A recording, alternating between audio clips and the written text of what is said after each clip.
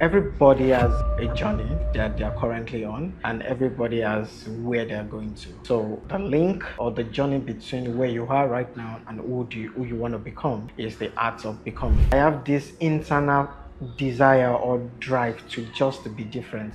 I mean, the way people trailed the path of photography, I felt like it's wonderful, but it should be different. Why is the Nigerian industry of photography different from the foreign or the West or whatnot? You understand? So I'm like, okay, what I'm gonna set for myself would be the desire to be very different.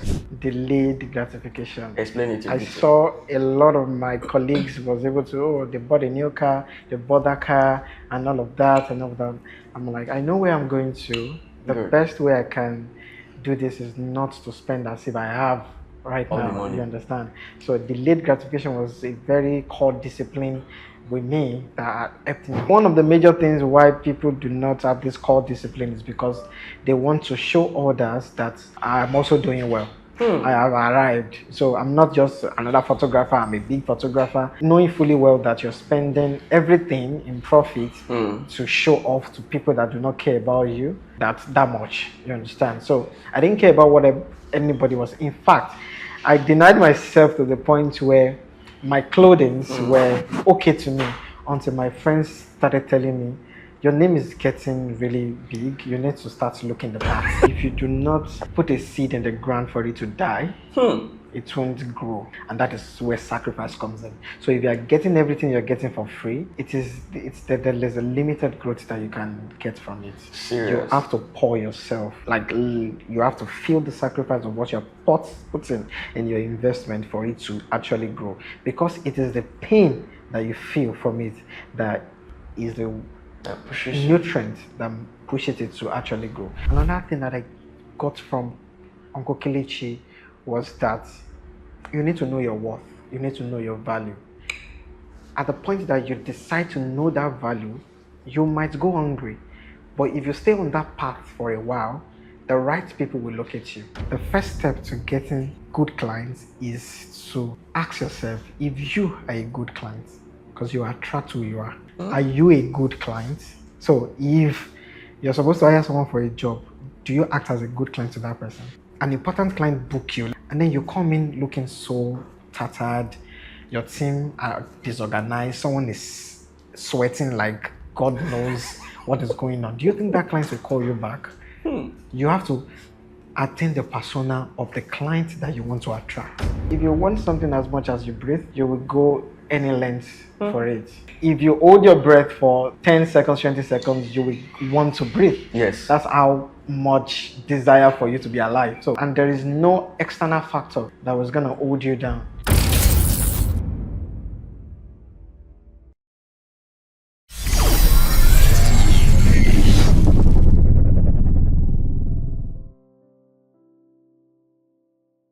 Hello everyone. Today I'm joined by a man whose lens doesn't just capture images. It tells stories, elevates brands, and defines identity. He's not just a photographer, he's a creative entrepreneur, a strategist, and a master of brand storytelling. Welcome to Selahmeditate, where we bring you masters of industries to unlock deep wisdom and practical steps for extraordinary lives. But before I get into it, I'm just going to take a brief moment to just read his abridged profile. Felix Crown Adebayo is a Nigerian lifestyle and fashion photographer celebrated for transforming imagination into high-impact, emotionally rich imagery. With nearly a decade of experience, he has developed a signature style that fuses luxury, aesthetics, cultural storytelling, and technical mastery. As founder and CEO of Felix Crown Photography, he leads a boutique team in Lagos delivering premium portraits, beauty visuals, and campaign work for global brands, public figures, and visionary clients. Beyond photography, Felix is a creative educator and digital entrepreneur. Through Felix Crown Academy and Curious Creatives Corner, he mentors artists on branding, mindset, and business strategy. His popular workbook, What the Brick Taught Me, and digital store offering AI-powered creative assets have empowered hundreds of creatives globally to elevate their crafts and workflow. Felix believes creativity is a state of being and that true wealth lies in character, peace, and meaningful relationships. Known for his warmth, depth, and commitment to quality, he continues to inspire creatives through his storytelling teachings and reflective journal series, FC Scribbles, on Instagram. So guys, if it is our first time of coming to this channel, we do our best to get you high calibers of guests like this. So take a moment to like this video, subscribe to the channel if you haven't, and don't forget to turn on the post notification. So more welcome, my highly creative guest here, Felix Crown. Thank you. It's a delight to be on this. It's a privilege to really have you here. Thank you It's so good to much. have you here. Yeah. You have done so well for yourself. So well. I think I've studied you for quite lots of years now, and I've seen how far you've grown. So, Thank you. And you've done so much for yourself.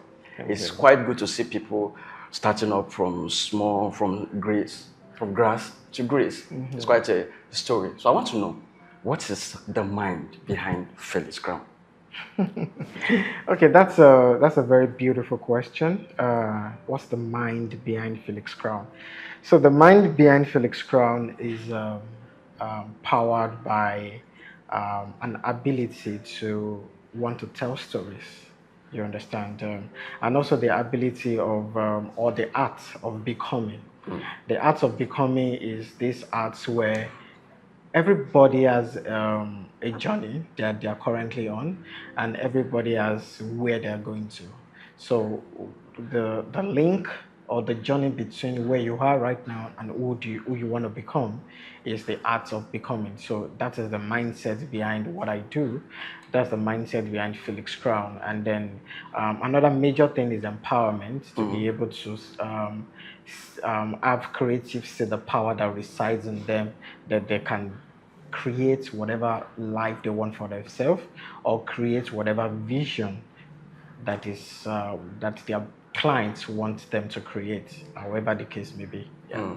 So that's At what point do you decide I want to be a photographer?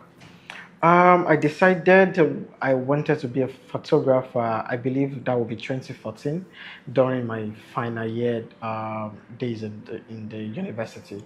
Yeah, I mean, it was the final year. Everybody was already thinking, what's next, and all that. So I sat down one day and I thought about it. I'm like, okay, do I really want to delve into what my dad is doing? I mean, my dad was an accountant, or do I want to set a new path for myself? And then I figured out, okay, I would like to set a new path for myself. And then in the space of introspection, I figured out that, okay, what has been those wonders that has intrigued me as a kid? And one of it was photographs, just taking pictures. I remember a particular period of time where my mom bought an analog camera for me, and I mean, I pressured her to get it for me upon seeing it from a friend. And then I really pressured her, so eventually she got it. I got a film into it. I was just shooting anything that I wanted to shoot. And then during my practical year in the university as well, my dad got a very small digital camera, the one when you turn on and it rolls forward. Yeah, that has an inbuilt lens. And I was able to document all the practical years for myself and for my colleagues. And I remember during the presentation period, they were coming to me to say, please, can we get pictures that you've been taking so that it can support their presentations and all of that. And I was able to give images out and all that. And that really was a solid realization for me that, okay, I think I would like to trail the path of photography. And here we are. Now, one of the first jobs that I saw that intrigued me was the work you did for La Mode magazine years ago. Yeah, so it intrigued me because I remember it went viral that period. Yeah. Was that more or less like one of the first big gigs you've ever had? Oh yeah, it was more or less like it. Actually, that gig I was in Ibadan. I had not moved to Lagos. You were still residing in Ibadan by then? Yes, by the time. And then I just got a call or a message from La Mode that they want to do a cover and they want me to shoot it. Apparently, they believed that I was staying in Lagos. Oh. Yeah, but I didn't disclose my. Everyone thought you do that. Yeah, you stay in Lagos. yeah, I wasn't in Lagos. So Okay. when we fixed the date, I had to just move down to Lagos, stayed with a friend, and then had the shoot. I think I went back to Ibadan, I think the second day or so. Yeah. That same day? The second day. Yeah. Which I remember the vivid that very day. The pictures went very well. I designed the cover too. I believe so. So it went so far that period, and I said, This is a new name coming up, and people will kind of. Look, if you look at it like 15 years ago, 20 years ago, what has been your childhood dream? Has it always been that you wanted to be a photographer? No, it has not. Childhood. What could it have been if you're not doing photography?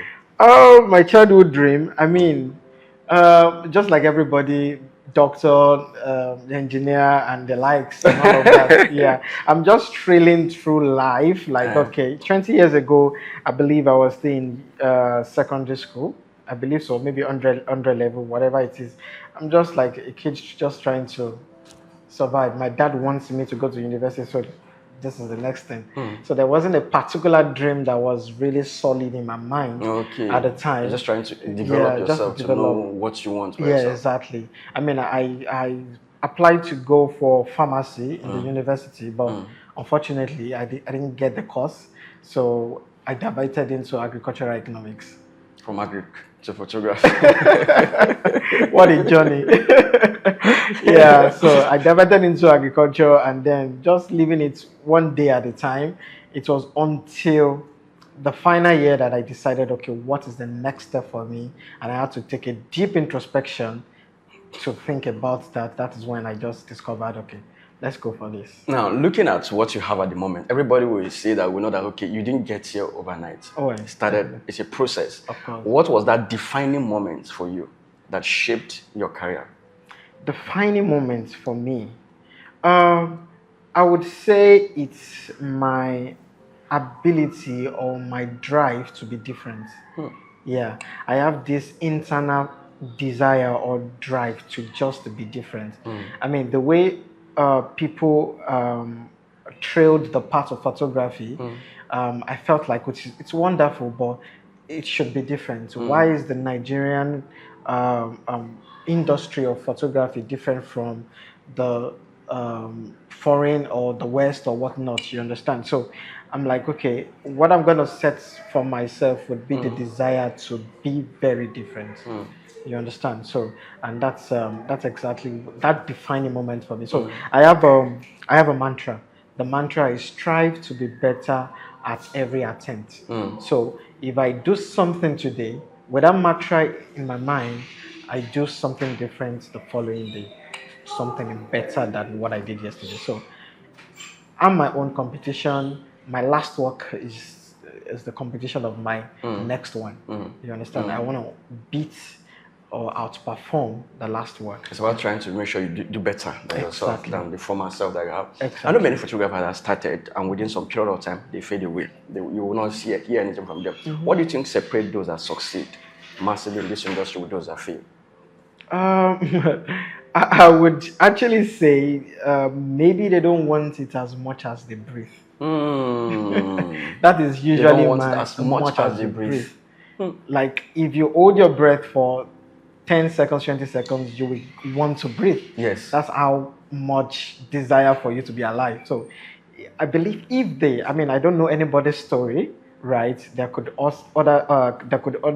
be other kind of situation that has led to that giving up. But I would say if you want something as much as you breathe, you will go any length for it. It starts from, and there is no external factor that was going to hold you down. You understand? In life, there are practically two factors that can determine a lot of things. There are determining factors and there are control factors. You understand?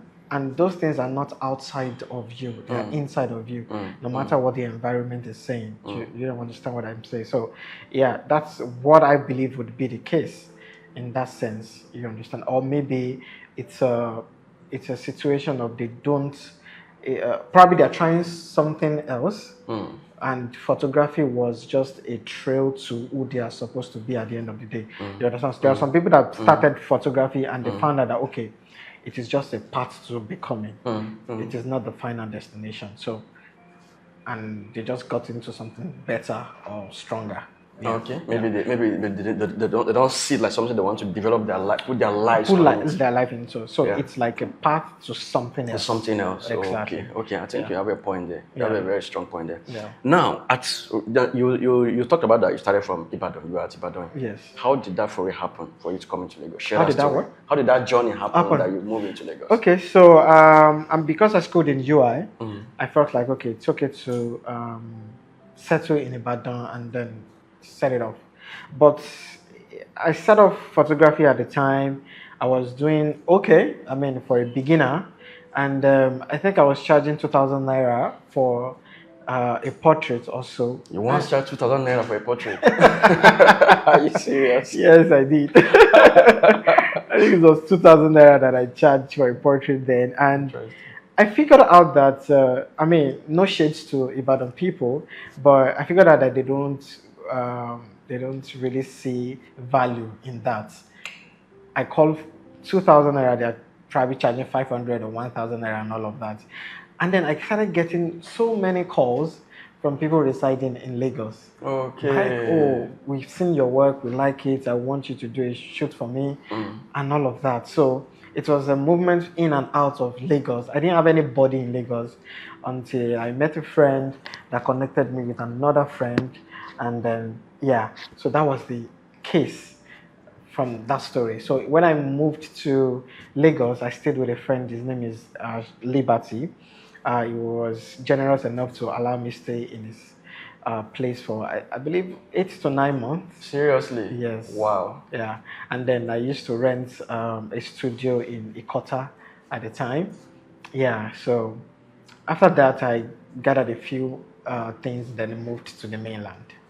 Now you said people were seeing your job and they were calling you in Lagos. What were the jobs you were doing there? It was headshots. So, Headshots? yeah, headshots like beauty portraits. So Free jobs or paid jobs? Oh, it was free at the time. Collaborations? Yeah, collaboration. So I looked for people that were growing with me, makeup artists, hairstylists, models, beautiful models that would not mind standing in front of my camera. Yes. So I get them in front of my camera, I shoot them, I retouch and all of that, and people were seeing it. At the time I was retouching, it was coming to the light that okay, yeah, there's something called retouching that makes the skin look better. And you know, women love to see that their skin is really good. Yeah. Yes. So that was what triggered that. Okay, this is not common. This is a new person really doing this, or part of the new set of people that are doing this. So that was what triggered people calling from Lagos and said, okay, we've seen what you've done. Can you do the same for my brand? Can you do the same for my birthday? Can you do the same for a family shoots and all of that? Now, if I get you correctly, when you started, was it more or less like, okay, this thing, I want to take it all through to the end? Or when you started, you were just saying, okay, let me just put hand and see what it's going to bring out? Or you just started and dedicated yourself to it? Yes. So when I decided that this is what I wanted to do, I just put all eggs in one basket. At what point was that? And what made that decision? What gave you that decision? What gave me that decision was from the introspection that I mentioned earlier to decide what the next stage for my life was going to be. So I decided that it's going to be photography. I remember that we were on strike at the time. So I went to this, all this, how do they call it now? This thing that churches organize. I think aptitude, I can't remember exactly how they put it. Churches organize this thing where they said, okay, bead making, cake making, photography, makeup, come to the church and all of that. So there was a church in Ibadan at the time that was organizing that. I'm like, okay, let me go for the photography aspect. I mean, what the tutor was teaching was the old kind of photography, but I mean, I was happy that I was among people trying to learn something. I was really attentive in class. So after that, I decided to go on YouTube to look very well I need to see the definition of photography. Where did it originate from? Who are the masters that is in Nigeria and abroad? So that was what I did. So it was a situation of, I want to do photography. There's nothing else in my head that is occupying that space. So the desire fueled it, the decision fueled that, and I just kept at it. I remember telling my dad, and was like, are you sure this is what you want to do? Yes, this is what I want to do. Then he was like, And okay. he gave you the go ahead to go do ahead it. to do that. Because you know that some parents will say, what are you looking for in photography? Is it going to feed you? Because people devalue that job so much. Yes. Yeah, they don't place value in it. So some parents may be kind of skeptical, say, what are you going to? Is this what we send you to school to go to go and do? Now, Liberty was also he's also a photographer. Yeah, and yes. he was doing quite well for himself as of that time. Yeah. So when you were staying with him, you were learning from him, or how was it? How was it We were on the path together. We were practically on the same level. You understand? So we were learning from each other. We were trying to, when you surround yourself with people that are passionate and trying to grow as well, it fuels. So he's gonna do his own collaboration. I do mine. We look at it together. Like, this is amazing. How did you do this post production? This is how I did it. How did you do yours? This is how you did it. Okay, we exchange ideas, and it was a very supportive space at the time. It was. Now, what gave you the first big break in your career so far? Okay, so my career has been, I will call it building blocks. Okay. There is no one particular gig that really broke me out there. It was more like a building block of this gig pointed me out to a particular audience. The next one, just like how my mantra is, pointed me out again to a particular audience, and then it was a building block as it goes. So there's no. I mean, we understand that in this part of the world, we used to say, "What blew you?" What was that blow moment? Yeah, it was that blow moment. Yeah. So there's no particular blow moment. It was practically a build up of what I've been doing and all of that. I mean, what broke me into the audience of celebrities is a particular shoot that I did for, what's her name now? That's okay. Toke Makinwa. Yeah. So I did. The first shoot was a collaborative shoot with her that I did about 3 outfits and all of that. She called and said, okay, she's been seeing my works and she loved them and everything. And then I was like, okay, yeah, we could do a collaborative shoot. Then after that, when she saw the result of that, she was really impressed. Then we did what's it called, a birthday shoot for her, and that was at the beach. Yeah, so it was a beach scene where she was wearing white and all of that. Yeah, so I mean, I would say broke me into the audience of celebrities. Apart from that, it has always been a build up and all of that. Yeah. Okay, now I want you to give me some bit of story to your journey from Liberty.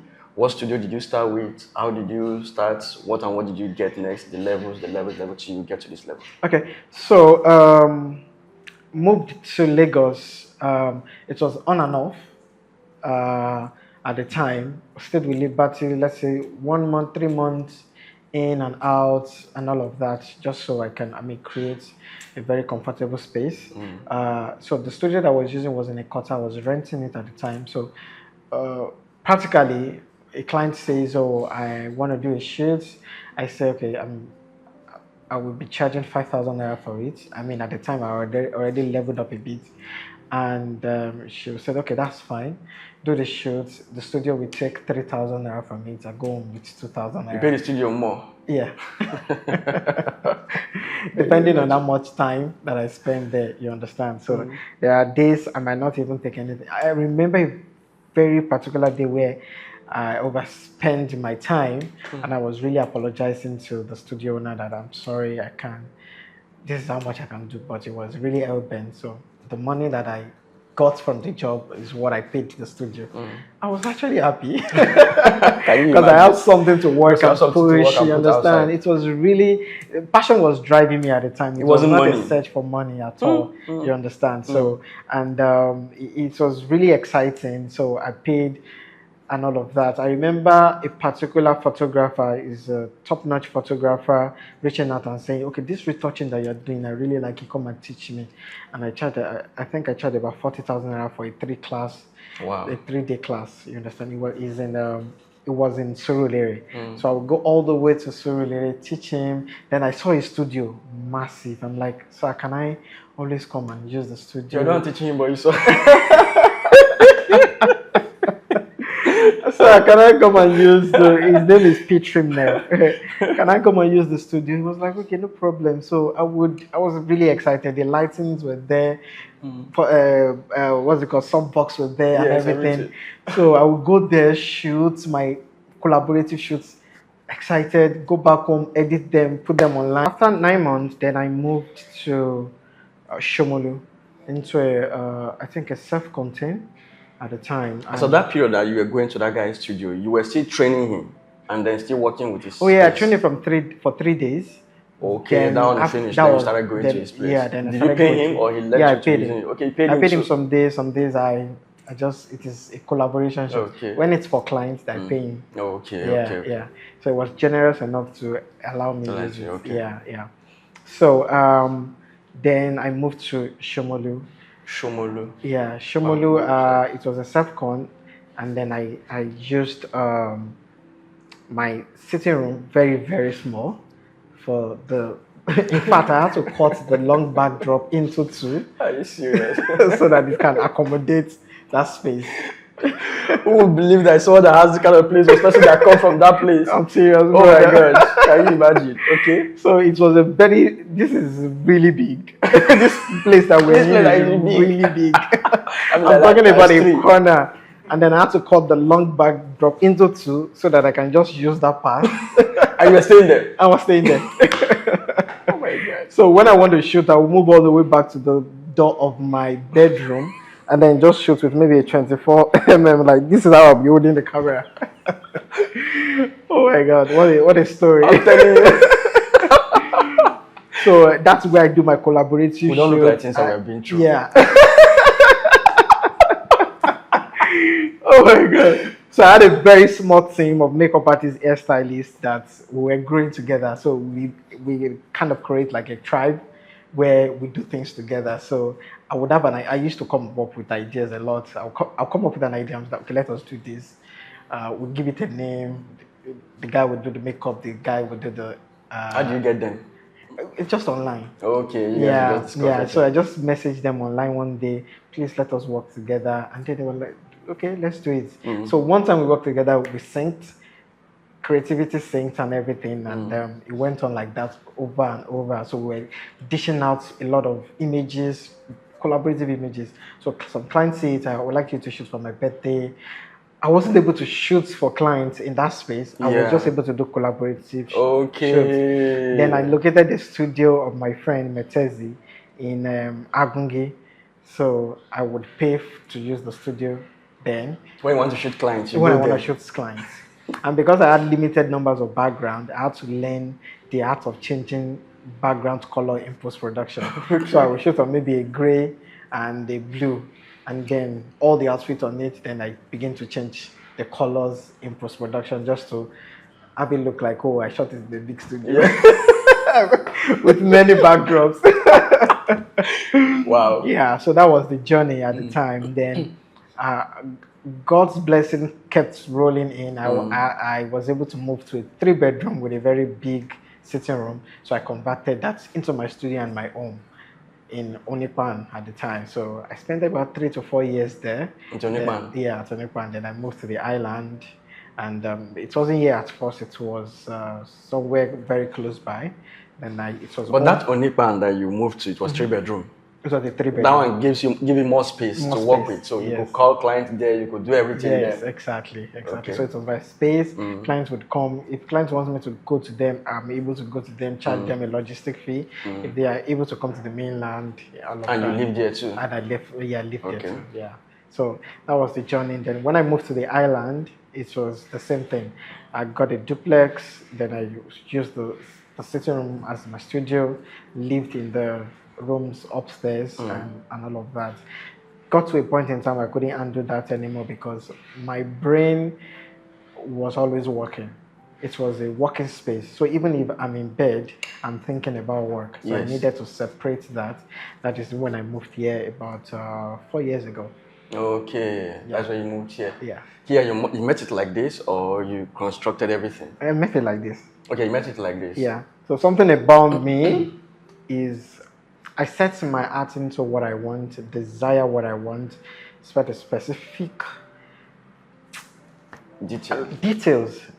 All those details are very specific to the T. Because, I mean, just like you asked, a lot of people that have come here will be like, okay, did you do it the way you wanted it? I'm like, I met it this way. Wow. The only changes that I did was probably take off a wardrobe here. That's the only thing. Okay, that's the only change. There was a wardrobe here. Yeah, there was a wardrobe here. So that's the only thing that I had to do. So everything else was okay. Downstairs, the reception area, I constructed the first wall to separate the reception from the main studio. Those are the two things that I did. You're quite lucky. Because I remember, honestly, because very few people get a studio space and they get exactly the same thing they want. Yes. I remember Emmanuel's when Emmanuel had to construct everything from scratch. Yeah. It was more like a warehouse and he constructed everything. That's quite lucky for you. Now I want to get your mindset, because for you to be able to grow from that self-con all the way to 3-bedroom, and it comes with a lot of discipline. Yes. Management, because it's not some people that will be able to do it. Some will make money, and before you know, they can't be able to grow. They will just stay at those level. So how were you? What was the mindset? How were you able to save, to build up, to go to? Because some people will just remain at a spot and they may not be able to go past that level. Delayed gratification. Delayed gratification. Explain it. I saw a lot of my colleagues was able to, they bought a new car, they bought that car, and all of that. I'm like, I know where I'm going to. The best way I can do this is not to spend as if I have right all now. You understand? So delayed gratification was a very core discipline with me that helped me. In fact, I'm still learning it right now. You understand? So delayed gratification was very important in mine. And then the vision of where I'm going to. I know where I'm going to. I know that this is a path that I'm trailing. I can't eat the seed with the fruit. You understand? I still need to pour back into what I'm doing, and so as to yield more. So that really, really helped me. You understand? I mean, I wasn't deprived of a lot of things in terms of, I'm starving and I have some money. Nah, I was spending money into the necessary things that I need to sacrifice here and there.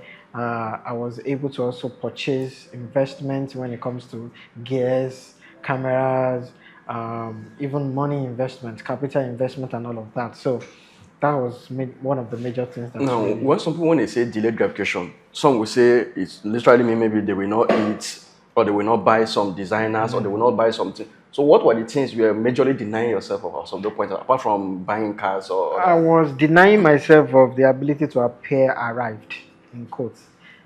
You understand? One of the major things why people do not have this core discipline is because they want to show others that I'm also doing well. I have arrived. So I'm not just another photographer, I'm a big photographer. Knowing fully well that you're spending everything in profit to show off to people that do not care about you that much. You understand? So I didn't care about what anybody was. In fact, I denied myself to the point where my clothing were okay to me until my friends started telling me, your name is getting really big. You need to start looking the part. I did not know. So I was so immersed into your clothing. Exactly. You are not even interested in new clothing. I just kept in. I was so immersed in that so much that I didn't know that my name was actually really going out. In my head, I felt like I'm not there. You're not there yet. No, I'm not there yet. You're hungry always. Yeah, I'm hungry always. Thank you. So it felt like I wasn't there yet. Nah. So, and then they started telling me, if at all we understand your discipline, but you need to look like your name. You need to look the part. So that was when I said, okay, let's invest in clothing. So that's the only thing I would say that I took a bulk of money to say I want to invest in, apart from investment back into my business. It was my clothing, because of course you need to look presentable. Yeah, presentable. But then when you get money, is which gadget, which equipment you're which going equipment for, that is which better, other thing that is better, exactly, which other thing that you can go for. Yeah. It's all about upgrade. Better yourself. Become better. Yeah. Buy this course, buy that course, get this. Oh, you're even buying courses? Yes. Like retouching courses, photographic courses from top people and all of that. Subscribe for some subscriptions that are needed for my uplifting or upscaling. You understand? So maybe some photographer may want to say they want to know those things you're subscribing to, if they could subscribe as well. Oh yeah. So a major one was, of course, YouTube. That was my very, very first go-to. You understand? Another one is F-Stopper. F-Stopper is a website where you can get information from a lot of photographers. Then majorly, specifically, the photographers that I look up to, like Lindsay Adler, I subscribe to Academy, Julia Kuzmeko. that one was very pivotal when it comes to my um, learning retouching. Yeah, Julia. I Wow. love her work so much. So I was able to buy some courses from, I think, masterbeautyphotography.com. Yeah, Wow. I believe that is it. Then I bought a course from Pratic Nike. Yeah, I Yeah, know. yeah. Yeah, I know. Yeah. yeah. So also I was I think I subscribed to a channel called Bowen's TV where they teach lighting. Wow. That really helped me as well. Really, really helped me. I Paid mean, subscriptions. yes. I mean, these are the few ones that I can remember right now. Yeah. Wow. Wow. Wow. It's not so that means you didn't just depend only on YouTube. No, not on YouTube. Okay, so this is what I figured out, right? If you do not put a seed in the ground for it to die, it won't grow. A seed has to dry. A seed has to die rather, and that is where sacrifice comes in. So if you are getting everything you're getting for free, it's that there's a limited growth that you can get from it. You Serious. have to pour yourself. Like you have to feel the sacrifice of what you're putting in your investment for it to actually grow. Because it is the pain that you feel from it that is the That pushes you. nutrient that pushes it to actually grow. Because when you remember that pain, you want to be attentive, and when you are attentive, attention is focused, personified into a particular thing. So when you put so much focus on something, that energy converts into a multiple. It's like you reap the benefits of that. Did you also subscribe to Carl Taylor that period? Yes, Carl Because I Taylor. remember he was selling lots of courses there. Yes, yes. I learned product photography from Carl Taylor. I actually remember buying a course on architecture photography as well. I'm like, I need to delve into different fields to know which one would work for me. But architecture did not.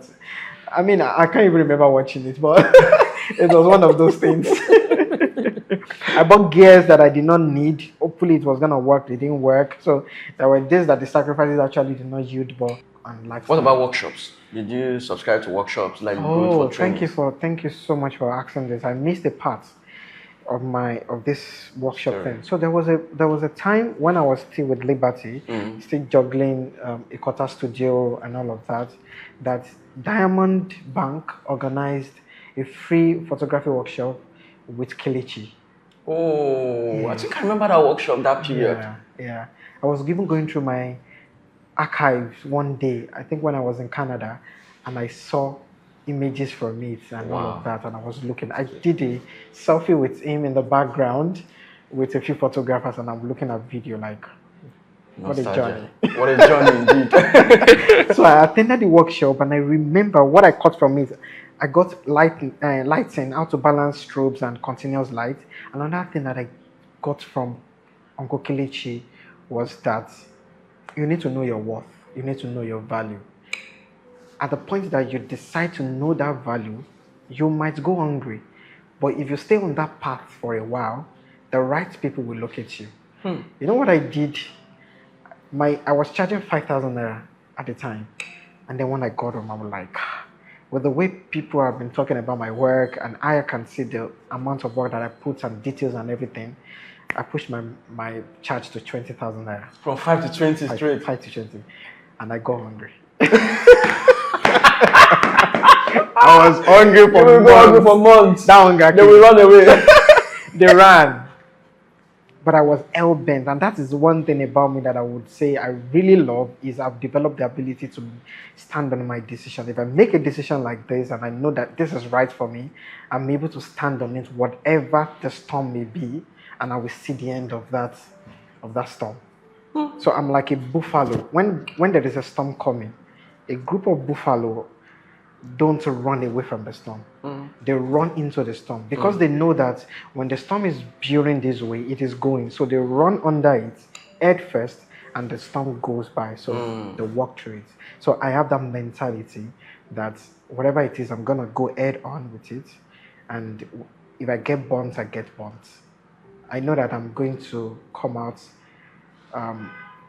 learning from it or being blessed from that decision. You're sure going to learn something from it at the end of the day. Something will come out. Yes. Will come out from it. You know, if people didn't hear this thing, they would just think maybe you just jump into the position that you are now. They don't know that. Nobody jumped or nobody get dropped on the top of a mountain. You climb your way all the way there. Yeah, I had to learn the ability to be a one-man army at a time. This is how I did it. I needed to carry all the lights that I needed. I needed to carry my camera bag. I needed to carry the light stand for backdrop and everything. So I had a very long bag that I would fit in 3 backdrop stands, 1, 2, then a big rod. Then I have a traveling bag that I will put AD400 into it with 1 flash. Then on my back, I had the cameras and the lenses. So I'm dragging this, I'm carrying this. This is on my back. Jumping buses. Seriously? Jumping buses. I mean, jumping buses from all the way. I don't know if you know this place. After Shangotedo. After Shangotedo. Yes. After Aja, Shangotedo. Then we have something called the Lewure. That was the place. So from there all the way to Surulere in the morning. Wow. Then from Surulere back to that place. Like 10 p.m., 11 p.m. sometimes. Sometimes I don't even see bus. I will have to stand on the road with all of my equipment, waiting for the next bus. Then the bus takes me all the way. It's a long journey. I'm tired in the bus, get home so tired, rest. You're not taking cabs then, like Uber? There's no Uber. There wasn't anything like Uber at the time. No, but there were taxis on the road that you could just stop and chat. I couldn't afford it. I couldn't afford it. I mean, someone is paying 20K for a birthday, 1 look shoot. I'm paying the studio probably 10K or 5K. I can't remember at the time. And then and all that, and I still need to survive for the month. Yeah. I mean, I'm happy for my dad's support at the time because it did not stop the stipends from school. So it gives me 20K per month. I think 20 or 30K per month for school. So it didn't stop it at the time. It didn't increase it. It didn't decrease it. It just maintained it. So that would be what I would use to survive in between all of this. But when my expenses started growing, I couldn't even ask him for more. You understand? I had to manage. And that's what the time that I stopped buying clothes or anything. I didn't care. I didn't care. I was looking. I just needed to show up, shoot. See, there was something that really kept me going was the happiness from my achievements. Even though how small it is. I am so happy that I sent pictures to clients. Oh, I love it. It is amazing.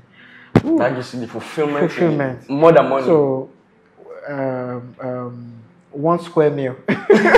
With that kind of fulfillment, I am filled up.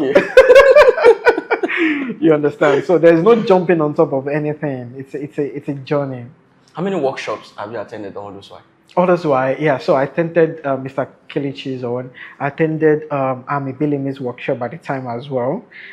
In fact, paid, yes. How much were you paying in all those periods? I can't remember the amount for that workshop actually. I think maybe 100K.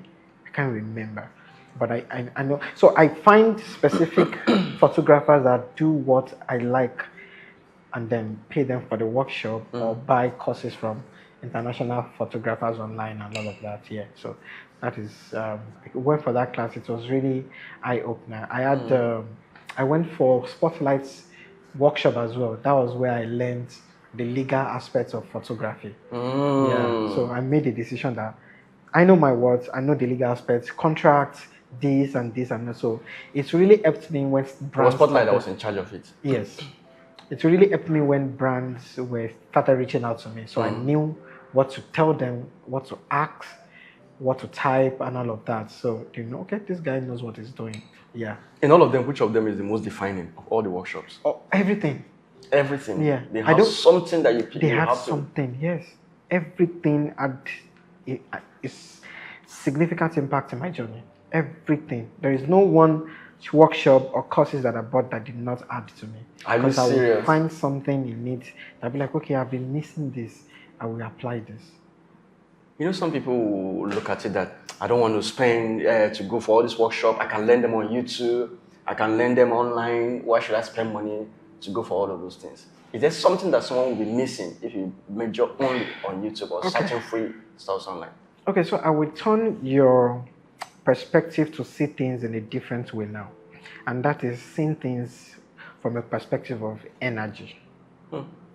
Everything in this earth is energy, is a form of energy. This chair is a form of energy.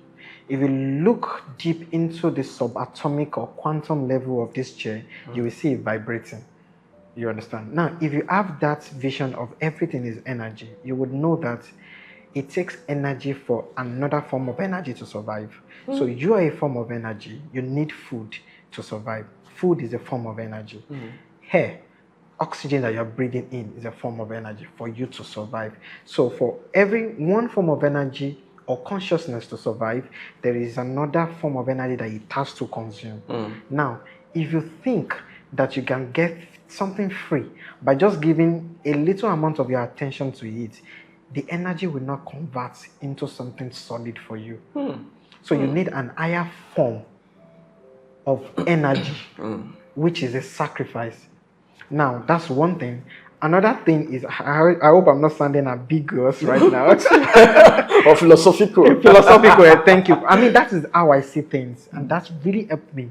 Now, another thing is, if you're in the gathering of people that have the same mindset with you, you all are vibrating on a particular level of energy. When you do that, there is an increase in that form of energy that would solidify whatever it is that you're learning. Then when you speak with that person, you buy the idea, you talk and all of that, and be like, okay, this is great. So it is not even what you're learning only that is adding to you, it is the gathering of it that is adding to you. As a believing Christian, that is why Paul advised to not forsake the gathering of the saints. There is more. You can read your Bible in your own, but when you go there, there's a corporate anointing that works for you. That happens in every field that you're in as well. I attended a leadership conference a few days ago, and when I started hearing people talk about their business and all that, and I can see everybody around have the same mindset as me, it gave me a level of zeal of, oh, I'm not alone. This is amazing. Yes. Do you understand? There's I'm not alone. There's a connection there. So even apart from learning what I learned in that conference, the bonding and networking and having people tell me about their vision, what they are doing. Someone come all the way from Benin to come and attend a leadership conference, paid over $1 million for that with hotel and everything. I mean, I'm like, wow, you can do this. Okay, that's amazing. This is fueling my need for search for knowledge, need for search to the better. That is what it will do to you when you do that as well. All right, now I want to get it. At what point would you come to understanding that you need to up your price and stick by it? Okay, at every stage of my... Yes, at every stage of your growth. Okay, so it is when I attain a level of value, when there's a value addition to what I give my clients. For every additional value, there's an increase in price. For every additional value, there's an increase in price. So that's a major thing. So if I learn a new skill now that is valuable, it could be in hospitality, could be in administration, could be in photography, lighting and everything, then I up my price. Yeah, because and I review that every year. Also, a photographer will say, if I up my price now, I will go hungry, like you said. So some would not even want to date at all. Or some will compromise with some clients. Some clients will give them a particular price, some they will give them a special price. How do you do it? Yes, I do that. So when I increase my price, I don't increase it across boards. Okay. Yeah, I don't increase across boards. What I do is, for returning clients, I let them know that there's an up in price, but it's going to be effective for you in the next 2 months because you're a loyal client. For a client that's coming, maybe I increase my price this year, and there's a client coming from last year. Oh, I wasn't aware. Okay, that's fine. We could meet at the middle ground, just give them a bit of a discount. You understand? Now that they are aware of it, that will be the next thing we charge them moving forward. You understand? Or we could put it out in our newsletter or WhatsApp to say that there's an increase in price coming in just to serve you more and all of that. And then another thing that I do is I create packages. So the price that you paid before is still quite available, but it is the old deliverables because there is more now. So when I add value to myself, I had attach a price to it. So you see that, okay, this is what you're getting and this is what you're getting. That's why you're paying this amount. That's why you're paying. Or can you name some of those tangible value that you can see? That you can see. Yes. It could be in the numbers of deliverables. Okay. Instead of 4 images, you're getting 5. Instead of 5, you're getting 6. It could be the backgrounds. Now I do something called I call it Crown Signature Edit, which is the incorporation of AI into my backgrounds to make storytelling even profound. You understand? So, I mean, I can say that I've exhausted most of the location in Lagos, and I do not like that. I like to have dynamism in my pictures, in my work. So I start creating something different for my clients. That's okay. Do you have an idea of what you want your background to be? Not really. Okay, I'm gonna give you something. And then when they see it, you're always really amazed. I mean, there was a particular returning client that came. We charged the usual rate, and I remember my manager putting up some of these AI backgrounds, and she saw it. She was like, wow, this is amazing. Can I do it on my pictures as well? I said, yes, but it cost this amount. She paid immediately. And upon seeing those images, she was like mind blown. Like, wow, this is amazing. I love it. I love it. I love it. You understand? So those are the major things that I do as well. When I go for classes and there's an upgrade, I increase my price as well. Like, I mean, you can see a difference in my work, and it is not something hidden. You would always see a significant growth in it. So it's not a situation where, but it is what you've been shooting last year that you are shooting now. Why are you increasing? Because you wouldn't want to increase price with the definition of the economy is bad. It doesn't hold. It doesn't hold waters. I could tell my close clients, but not for new clients. Like, so are you telling me that you're not adding value, but because the economy is bad? I mean, it's a tangible reason, but from the perspective of an entrepreneur, you have to have something way solid than that. Wow. To present, you have to have something way solid. That is why growth to me is a continuous thing. I am always seeking to be better every step of the way. And now I'm doing something called image to video, because when I change your background, I'm not able to convert it to video 10 months ago. But now you're getting a video with that background. So it looks exactly like it was shot there, and there's a video to accompany it. So it is believable. The video is recorded or you create it? I create it. With your AI tools? Exactly. We'll come to that. But now I want to get to the music on the way for you. Felix Crown Effect. Felix Crown Effect has become like a slogan. and it's always catching fire. I look at people, sometimes when I come to your comment section, when you drop some banger, they'll say, it's the Felix Crown Effect. You know? What is it about? How did it come? Okay, so the story of this Felix Crown Effect was a random thing that just came to my mind, the Felix Crown Effect. Instead of having to say photography or photographer, I'm like, I'm putting a part of me in this. I'm putting a part of my soul in this work. So it's an effect from me. It is not an effect because of the background or anything. It's just an effect because it is from me. You understand? So I always put that on everything. And do you know what happened after I started doing that was that because I mean, some clients don't get to, there are some clients that are not satisfied with their work that we have to retreat until they get satisfied. So when they want to explain what is wrong, or we ask them, okay, what don't you like about this work? What do you want me to change or adjust? Is it the retouching? Is it the background? Is it the color? Whatever it is. Sometimes they can't put it into words, and they just say, I don't know, it just doesn't have the Felix Crown Effect. I'm like, hey, wow, have I not? I'm not a place. I don't know where you are getting from. Because I personally actually cannot say this is the Felix Crown Effect. You just don't know. I don't know it. I can't place it like this is what this is what it is. But I mean, it's just my style. Maybe they think it's one special ingredient. You just exactly. Thank you. It's not a special ingredient I sprinkle. No.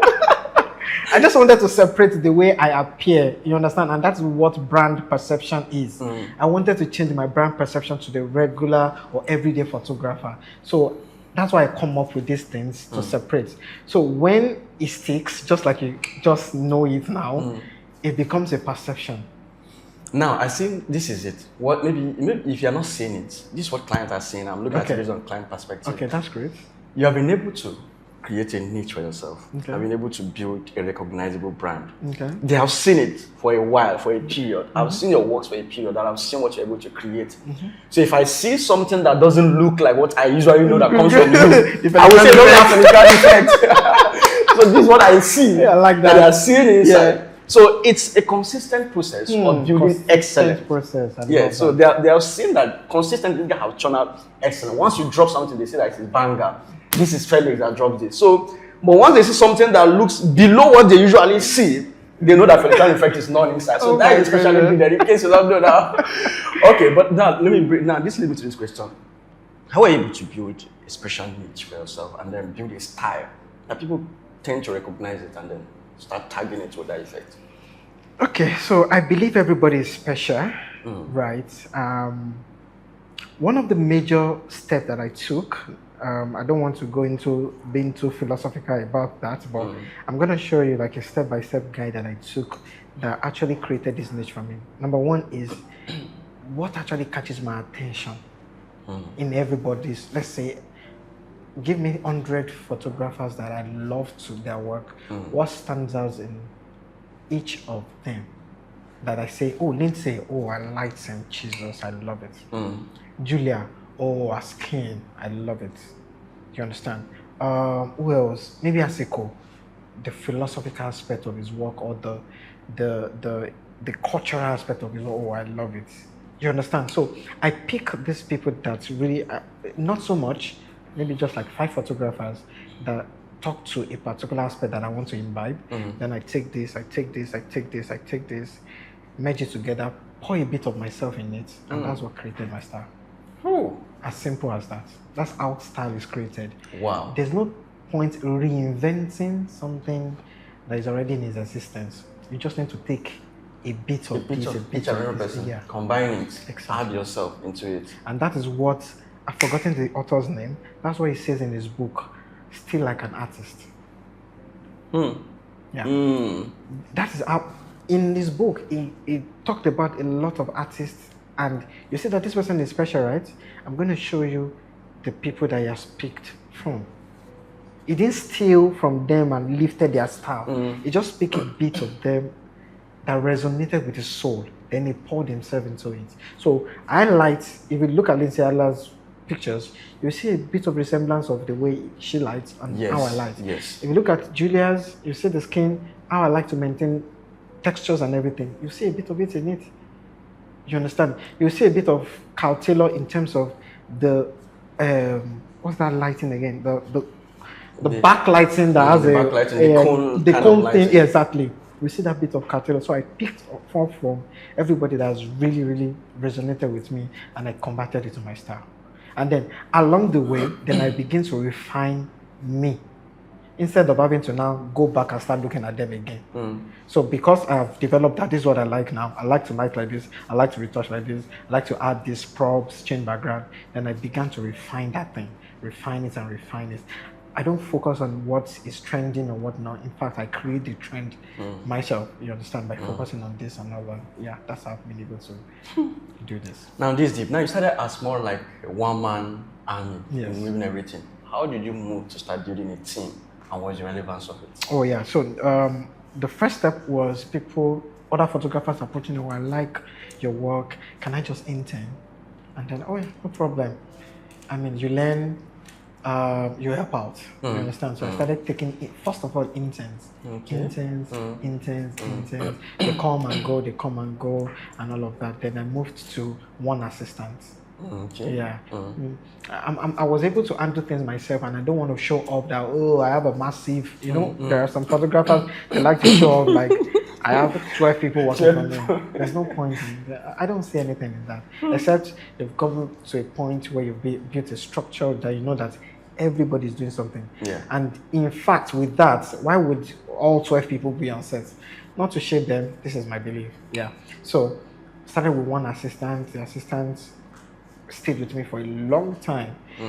All my journey from Unipan, because that was when I met her. Her name is Sabi Girl. Sabi Girl? Yes.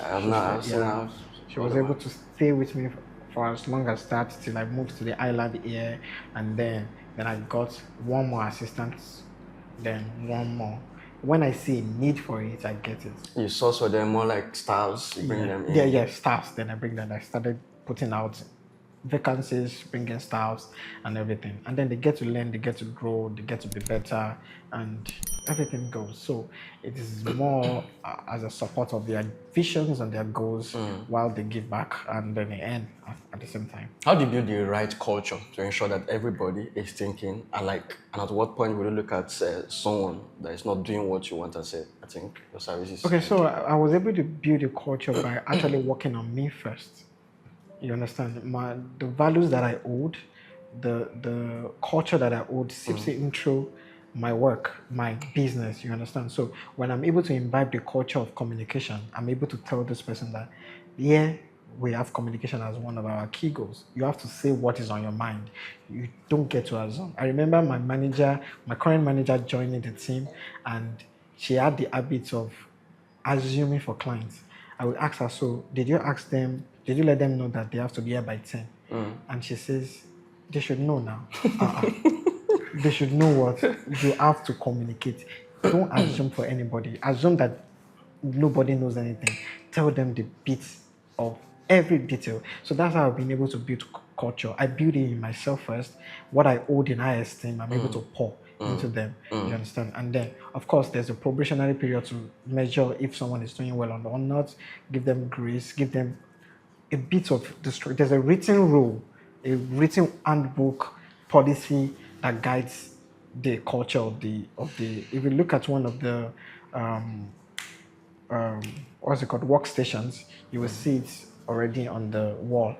Everything that guides us. In fact, that's one of it. The 12 laws of karma is one of the things that guide us as well. So that's how I've been able to build it. So I first of all have to build it in myself first, then be able to communicate it to my. So now you now have fellow artists, photographers as well. Yeah. And then manager.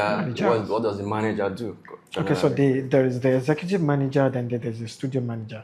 The executive manager is in charge of operations and also receiving calls from clients, making sure that, there's a communication. She's the major communicating bridge from brand to clients, B2C, yeah. Before you were doing communicating with customers, at what point did you choose to do that separation? Okay, so I did that separation because I'm not someone that is a talkative, or I'm not someone that is able to hold that position of clients relations. So I saw a lag in me that could not fill up. No matter how I tried to read and everything, I'm a visionary. I'm the founder. I want space and silence to be able to think about the next phase or thing that I want to go. That is noise. The part where I have to talk to clients is noise for me. You understand? Not in a negative way, but it's a noise for me that is inhibiting me. Disturbing your creativity. So, exactly. So I have to put someone in place, you know what, talk to clients. Then I have to also train the person to be able to think like me. That is it. Yeah. So they have to think like me. So it takes time. It takes process. But become a point in time that we're on set and we say the same words at the same time. In fact, it happened sometime last year that the client had to stop the shoot. I'm like, did you guys just notice what just happened right now? But we were used to it already. Yes. So we were given the same direction, the same word and everything. So I was able to pour into that person and let them know this is how I think. So even if they were talking to a client, it would sound like me.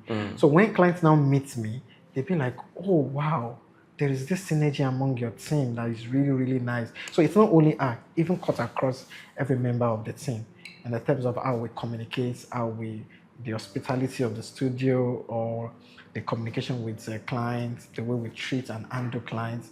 What we focus mainly on is experience.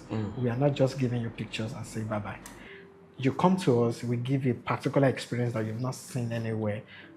That's what you fall in love. So on set, without you even seeing the pictures, you're already in love with whatever it is the outcome is going to be. So when you see the outcome, it actually brings back the memory of, oh, I love this session. In fact, look at the images and all of that. So we are focusing on emotion, experience. That's what we sell.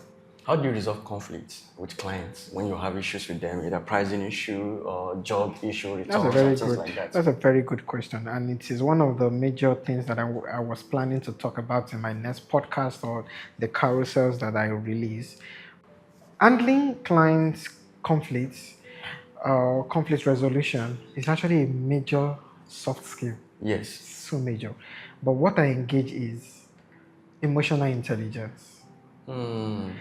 What that tells me is nobody is wrong, nobody is right. Serious. We just have different perspective. So if I draw 6 on the floor, I will be seeing 6. But if you're on the opposite side, you'll be seeing 9. True. So nobody is wrong. That's the first thing that comes to mind. So I'm not trying to argue with you to prove that you are wrong. I'm just talking to you and showing you my perspective on the situation. That really goes a long way. You understand? So you're not my enemy. We both are just talking to resolve a particular entity called conflict about a situation.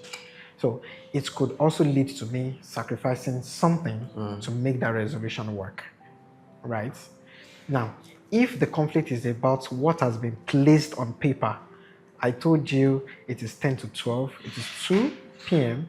and I'm done, and then you are angry, you are really angry and making a fuss because I'm done. I mean, this is on paper. So that part, it is written. There is a laid out policy or terms and condition to guide us so that there is a boundary. But we are all humans, and there are situations that happen that sometimes it doesn't work. For example, maybe it's my fault I didn't release images on time. I won't make any fuss about it. I would apologize or probably add one more images to it, or just see that everything works out good for you. You understand? But there are some conflicts that even with this, things don't get resolved. You just have to make a resolution and maybe do not revisit it. For example, I had to learn this the hard way, by the way. I used to see this story. There was a particular client that came to me, and there was a stylist that brought the client. You understand? It was a maternity shoot, and the client did not like the images. Now, instead of me focusing on just the photography aspect, I advised the client to get another stylist. Not like the stylist that came on board wasn't good, but because I leaned towards a particular style, and this stylist is the one that does that, let us move with this. Oh, you now told the client that you should go to another stylist. So the client now told the stylist that. See what Felix said. And it was the stylist that brought the client? Yeah. I was not smart then. No, I was not smart then, bro. That was a wrong move, man. That was a very wrong move. It was devastating. I slipped into repression in 2 hours. When stylist called me, started talking and everything. We've resolved it now. We are very cool now, right? We are very, very cool now. She still brings in clients. She brings because I had to apologize. So I had to look at it again and be like, "Ooh, I did not do this very well." Called her. I'm so sorry. She was really furious. Then after a while, she became calm. Apologized again. She was like, "Okay, it's fine." I learned from that. So put your eyes on your portion. That is what you need to handle. When client is not pleased with something, do not say it is someone else's fault. Don't do that. In fact, it is even better to own up with it and say, okay, I apologize this happened. How best can we resolve this? What would make you happy right now? You cannot win everything. If you have the mindset of I have to win this, I have to win this, I have to win this, you will step on the many toes. That's not emotional intelligence. So sometimes you have to say, nah, this I can let go. And sometimes you have to let go in such a way that this client, I will let go, but we are not going to do business together. Oh, you had to do that. Many times. There was a client last year. So I have less of that conflict because there are structures in place right now. But there are some clients that, okay, for me, I take 100% upfront. But this particular client, because of how dubious he is, which a lot of people have already said, but I didn't even want to take that job, but he was pretty much on my neck. I said, let me just do it. I already gave a price. The pictures, I don't even like it and everything. You know what? Pay the balance that you want to pay. All right. And I'm never going to work with that client again. I fire my clients sometimes when they're being dubious and being corny. You don't have to be corny. I'm playing with you. I tell you what it is that you're getting, what I'm going to do for you, what the vision is, everything. I'm very, very transparent. But you're trying to act like you're corny. I fire you. Sometimes after you've given the client the job, to pay the money has become the problem. It's become the problem. I fire you. I mean, this is me just being not so rigid. And I said, okay, I'm going to flaunt my policy. pay 50%, and after the job is delivered, pay another 50%. But the person acted as if they're smart. So I'm like, okay. Actually, they were supposed to pay more because there's a value addition. The pictures, I already know where the person is coming from. I already know there's no winning with this person. This person has the time. I'm like, you know what? The original balance without the extra, pay it. I'm okay. You can go. So if the person reach out to me today, I'll tell the person I'm not available. Maybe the person wants to pay your fee. I don't. But you've not had any time where you have to be exchanging with clients and say no, I didn't back and forth? No. Because some clients could be quite stubborn or things like that. Yeah, so there are signs. Okay. You know, this land I was talking about, I said I already knew, but he was pressurizing me, that really wanted me to do this shit. That's why I said, no, I give in.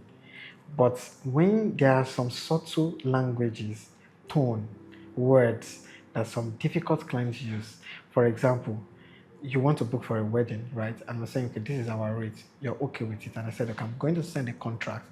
And then you start making false. That means you're a difficult client. You don't want to follow through the process. So the process. You hate process so much that you don't want to sign contract. You don't want to pay this amount. In fact, we don't send invoice before contracts. We send contract first. When you sign it and you've agreed, binding words between the both of us. I'm going to do my part, you do your part as well. Then we send the invoice for you to make the A digital contract. A digital contract, but they can sign. I use Pixie Set. Yeah. Okay. So Pixie Set has an enabler where you can scribble your signature on your screen and then sign. Okay. Yes.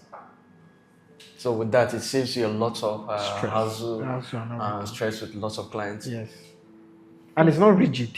It is just normal word of, you pay this amount, I give you these numbers of pictures.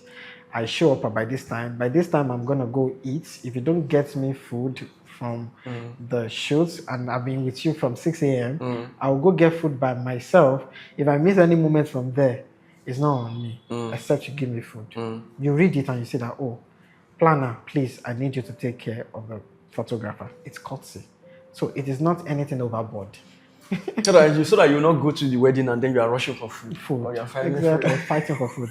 That I cannot even remember the last time that happened. Are you serious? And the thing is to avoid that kind of thing, because sometimes you can't control things. I buy food for my team in the morning before the reception. Have you gotten some client that will have to say, you are just being rigid with your price or things like that? Yes. Stubbornness, you don't want to listen. And then I ask them that, do you want me to reduce the value that I'm giving you? And they say no. So why are you trying to reduce the amount that is worth that value? All of this is just words. And then, I don't know, maybe I should say this in camera, but the power of silence works wonders. Sometimes when you say this, just go silent on the clients. If they really want you, then that is the client for you. They will come back. Yeah. There is a part for sales where you have to push, right? But there's a part where things are going back and forth. And you know how they say that clients that will pay you well, they will not stress you. It is very true. So engage them. That's why that's one of the reasons why I don't pick my calls as well. The brand calls. So someone else does that. And that person is under authority of, there's nothing I can do. My boss said this. So and then they don't have my number to call me and say, please. Or would they say, can they speak with you? If they say that, there's also a policy for that. What would you like to speak with him about? Oh, is this? I will relate your message with him, and I will let you know his feedback. If he needs to call you, you will call. Yeah, you will call. If he needs to call, you will call.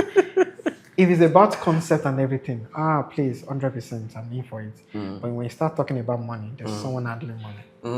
That creates that separation and that barrier to make it know, okay, if you're in for this service, then this is it. If you're not in for it, we don't have any discussion, any business to do. Now, how do you go about getting clients? Because some photographers will say, seeing clients is difficult now, especially with everything is the economy. Some people will say it's because of the economy, people are not doing shoot anymore. So how do you go about that? This might sound somehow, right? But the first step to getting good clients is to ask yourself if you are a good client, because you attract who you are. Are you a good client? So if you're supposed to hire someone for a job, do you act as a good client to that person? This is deep. I'm deep for real. You understand? Yeah. A lot of people ask me, how do you get celebrities? How do you get celebrity? I actually don't go searching. You understand? I network the way I understand networking, and I'm getting better at it. But I embody a particular level of value where I tend to be a good client for people that I hire. In turn, I attract good clients. Now, that's one part of it. That's introspection. Some people do not ask them these reflective questions, and they don't even know, because the soil of where you're planting a seed matters as much as the seed. Break it down. So if you want to plant a mango seed and you look for a very sandy soil that nothing is growing on it, and then you just chuck it on the floor and then expect it to sprout. Oh, it might sprout on a few days, die again, sprout on a few days, die. The soil. You are the soil. So if you cultivate yourself well, handle yourself well, present yourself well, what's your perception like? Do you embody the persona of the client that you want? So an important client book you, let's say they see you work online or not, and they book you, and then you come in looking so tattered, your team are disorganized, someone is sweating like God knows what is going on. Do you think that client will call you back? You have to attain the persona of the client that you want to attract. What do they like to do? What are the words that they like to say? You understand? In a bid to attract those kind of clients, I created a brand perception that says there's something called Felix Crown Effect, where it is only this guy that owns it. So for people that value something very important, something major, something different from everybody else, they will come to me for that, and they know that it's not cheap. Do you understand? I shot a client some days ago, and she booked. And then after the session, I asked, "Oh, how was your session?" And she was like, "Oh my God, it is not a session. It was an experience. Like, I enjoyed it. You guys are amazing. Everybody on your team was so amazing and everything. That when you sent the price, I tell them, I'm like, this amount for just pictures." But now that she's there and she actually saw it, she has not gotten her final images. She has not even selected the images. But she said she loved the experience already. You understand? So I embodied the persona of that thing. So I want to give this client experience, embody the persona of the experience. Do not fake it. Experience do you give them? I sell emotions. I make them happy. You come to me, I sell the emotions of you are the only human being on earth, and you are the most beautiful, you're the most handsome man on earth. And I undo that. Hospitality as well, I treat you well. And when I say hi, I'm talking about my team. Everybody. The company treats you well. You understand? So from conversation of hi, I want to secure a booking. From that point, you start getting an experience of Felix Crown. It's the way we talk to you, the way we, hi, hello, how you doing? Check on for you. We don't care so much about the money you're bringing. I mean, it's important because we need to make a living, but we care about your person. There are some clients that I shoot that I don't ask them I don't tell them the price until they divulge every of their vision to me. I convert the vision, show them what they are going to get. They're already in love with it. Then they will get, oh, this is how much you're paying. And they will be so happy about it. A particular client said that, so how much am I paying? Ma, let us first interpret your vision. Let us give you a mood board. Let us give you this. And they were like, she was like, Felix, I need to actually mention this. The fact that you don't put money forward too much and you see satisfaction as the foremost thing is a very wonderful skill. That client will tell another client. So even with the economy it is, word of mouth begins to spread and all of that. We need to embody, because getting clients is not actually the tough part. The tough part is retaining clients. And the retained clients are the ones that are going to tell other clients that this person is amazing. Now, when you were talking earlier, you talked about the fact that are you also a good client for you to get? So how do you describe that? You describe a good client as what are the values that you uphold? What are the values that you uphold? I want to get luxury clients, right? Do you treat your clients very well? Do you pay them on time? Do you pay them their worth? Do you negotiate like there's no tomorrow? You understand? Do you embody the persona? Where do you go to? How do you appear online? Now we are in a world where personal brands sells more. That's why I push myself even more out there, so people can get to see my values, what I stand for. What do you stand for? Just don't come on your stories and just be saying something that is off point. People are watching. People are looking. I was showing my friend the other day about one particular person that's always checking my story. One of the top politicians in this country. Seriously? Always seeing my story. Always. And she just did low key. Just low key. I'm serious. One day she will reach out. Like if I open my story and if I post in the next 30 minutes, she has viewed my story. I'm always amazed. Like, what are you? One day she will reach out. Yeah. No, she's my client actually. Oh, she's your client. Yeah. So that is why she'll be down with referring you always. Yeah. But that is what I'm saying. So apart from after service, after delivering of the product of the service, how are you able to hold them down into your corner still? So I've shot for you, but you're still doing my story. You understand what I mean, right? So I still embody a particular value that is easily tapped in from.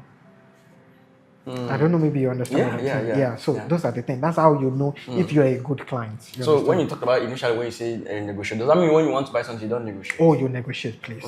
But do not negotiate like you're trying to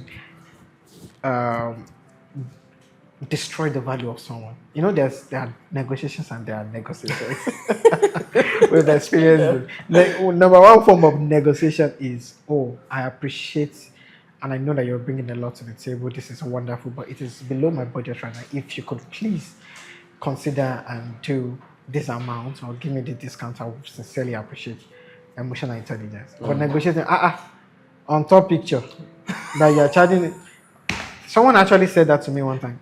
You know, no response, nothing, blocked straight up. Are you serious? I'm serious. Wait, it just blocked you? I blocked the person. Oh, okay. Yeah. I said, this is how much I charge. He said, am I buying your camera for you? I just went to the 3 bar. Pam. Where's the serious? block? I didn't respond. I didn't. Am I buying your camera for you? Yes, spare me. You are not my client. There is no amount you want to give. There is no way you can be able to cover that client. There's no way. That first statement is a disqualification. So you've seen the body of my work, you've seen my work, but you don't see that I value to charge that. I can't preach to you now. I can't tell you it's my words. There's no point. I'll just block the person. You won't see my pictures anymore. I will deprive you of that. Of the joy of seeing my pictures. Yeah, so negotiation is okay, but there's a way around it. Negotiation is important. The US negotiates with terrorists most of the time. Yes. Yeah, you understand. There's an art of negotiation. There's an art to it. In fact, I can negotiate with you so much that you still pay the original price, but there's a way I'm going to put it. And I won't talk about anything about, this is what I'm worth and everything. I will show you what you won't get if you're not hiring me.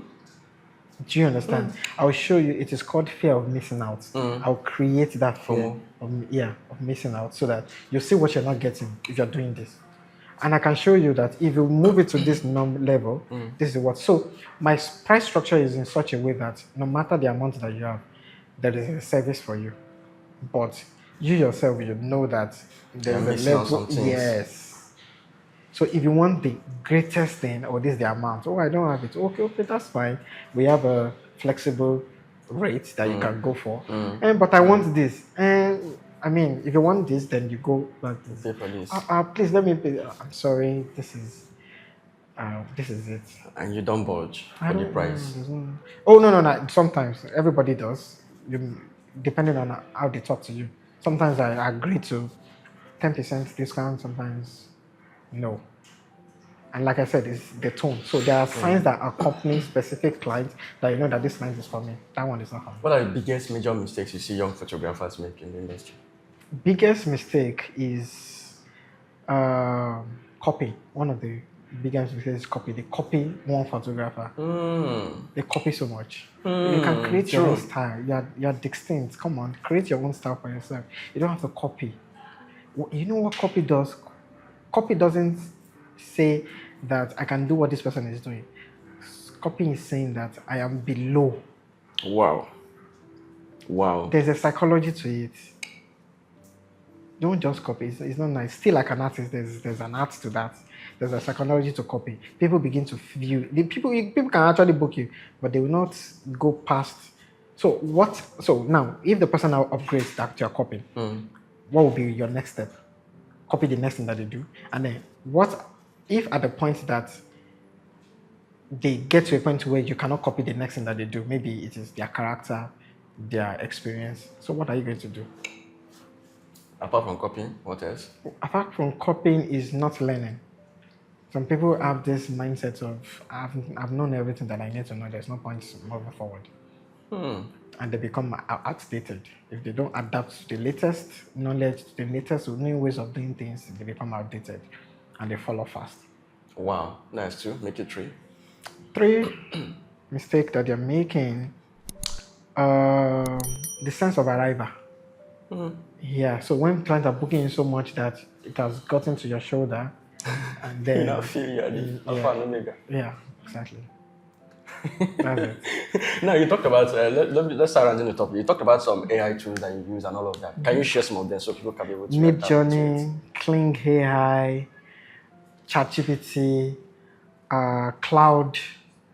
Cloud is just like ChatGPT as well. What else do I use?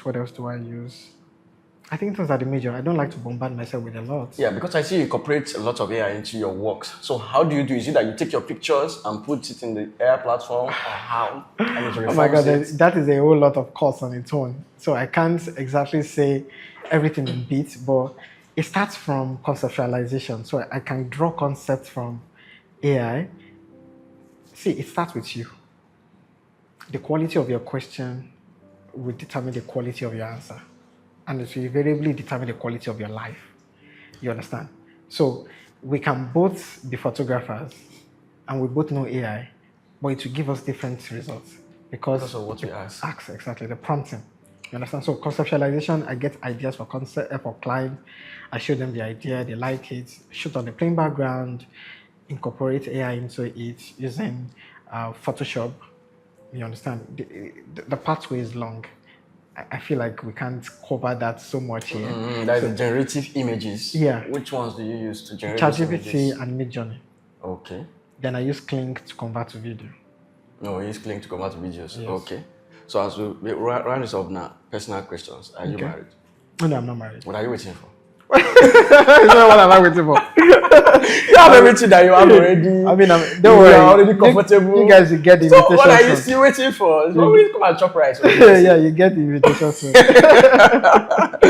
Now, how do you relax? What are the fun things you do to just beach? Have fun? I go to the beach. You go to the beach? Yeah, I love nature. Okay. And I eat a lot of mango to relax too. What are the sources you read? Are you go through materials that you read and all of that? Self-development materials. Okay. Very important. Share some. You know how I used to say that it is important that you build yourself so that you can impact people and give the best to people. It starts from you. So one of the major, I will just share the names of the authors that I read. Bob Proctor, Myron Golden. I love these two people. Those are the people I'm studying right now. I love their work so much. So I think that's the two that I can practically remember right now. Yeah. You traveled recently? Yes, I did. So is it more like expanding Felix Crown to Canada. How is it like? Share detail about it. So it is still in the infant stage or the foundation stage of things. Yeah. So that was my first travel to Canada. And I was able to network and meet up a few prospective clients. And in fact, right now, I'm still able to work in Canada because I have an associate photographer in Canada that is able to work. I'm able to work in the US as well. I've established an associate photographer that's able to do work and all of that, and I get to do the final production. So, yeah. It's going well. I'll be going back in a few months. Yeah. Or are you going to move like Liberty completely? That's not standard yet. I can't say a yes to that yet. It's still in the works, depending on Because some people will like just jack back and say, okay, maybe this Nigeria is not comfortable. No, Do you no. think the business working environment there with here, how do you compare them? Oh, it's different.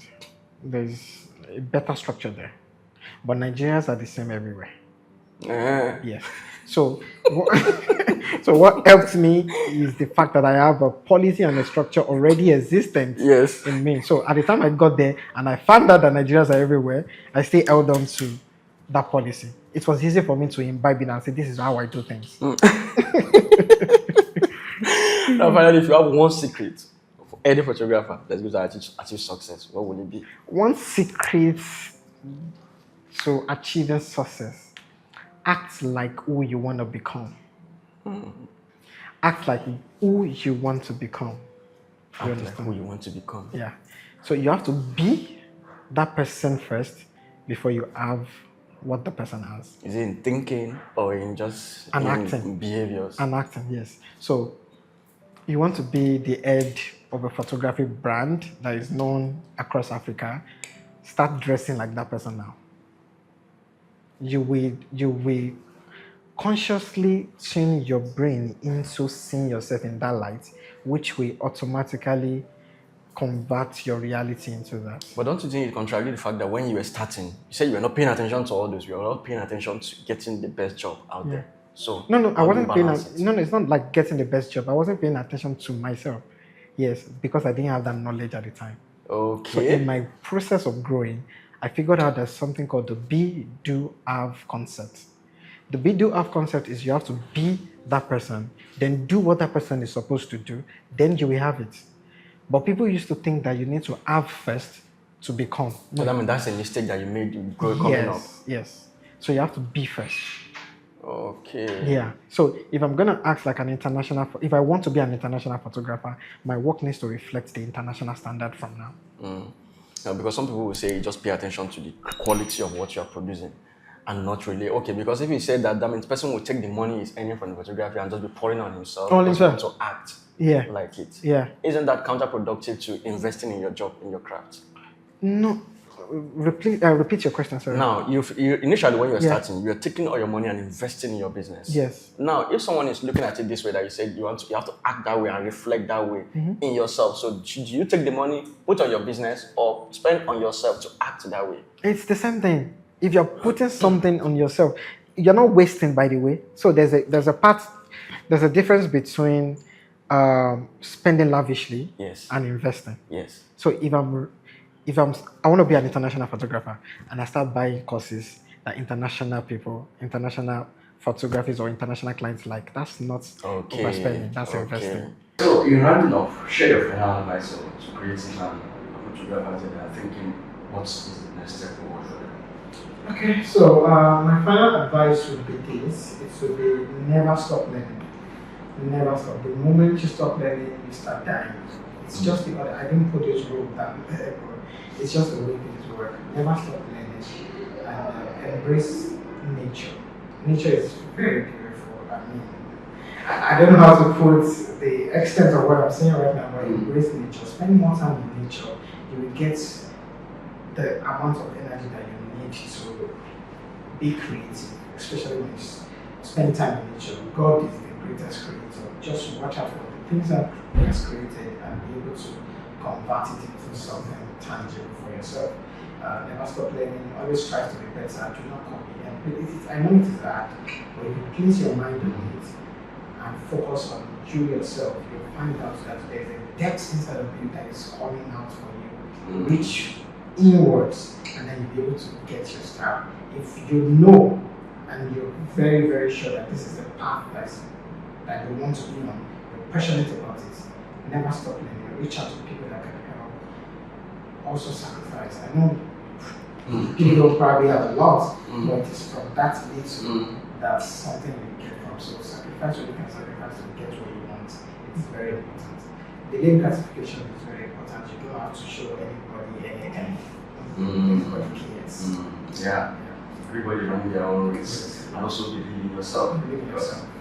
That's believe in yourself and believe in your God. God you're serving, believe, be prayerful. It is important. Always look out for information from God, directive from God. That is one thing that I think I omitted in our journey. For every step that I take, I always bring God at the forefront. Do you want me to go? Yes, I want you to go. I go. Do you want me to pursue? I want you to pursue. I go. I do not want you to pursue right now. Please stop. That's very, very important. It's a very key factor in my journey. I mean, after deciding to go into photography, so that's how God do you want me to do photography. Sounds good. So every step of the way I've taken, that's an inspired move from God. And God has sustained it so far. Exactly. So whatever God says yes to, and He gives you the vision for, He gives you the provision for. True. True. Once there's a vision, there's provision. Thank you so much. Thank you so much for this wonderful session. I probably more than I tried to bring out from you, but I'm going to so that I will look for better ways so that I will go more in depth. Yeah. This is quite a very, very, very powerful session. So, guys, thank my highly creative and talented guest here, Felix Adebayo, also known as Felix Crown. Yeah, this is a very wonderful session, and I believe you're highly, highly impacted. So, you like you can reach out to me, contact me for job. Yes, you can contact me via my website. I have a contact page on my website, www.felixcrown.com. Also, my email, info@felixcrown.com. You can also reach out to my office there, 08082325984. Yeah. Plus 234 for international. Okay, for international. Yeah, plus 234 8082325984. That's what I was saying in Canada. And I want to say, okay, since it's Canada, how can we reach out? Yeah, email, DM. You can DM me as well. So when they contact you, can you Yeah, we can. If they want me to be there, I'm there. If they want associate photographers, yeah, we are available. So I'm taking bookings in the US, Canada, Nigeria, and other parts of the world. I'm available to travel. Yeah, he's available to travel, so long we can sort it all, he'll be there for you. Yeah. So guys, thank my guest, Felix Crown, for this powerful episode. So if you're the first time coming to the channel, go to hit the subscribe button, like this video, and share it with those who this is going to impact. I remain your very host, Benzik, and this has been a very wonderful session. And I'm going to see you once again. So thanks for watching. I'm going to see you again. Cheers.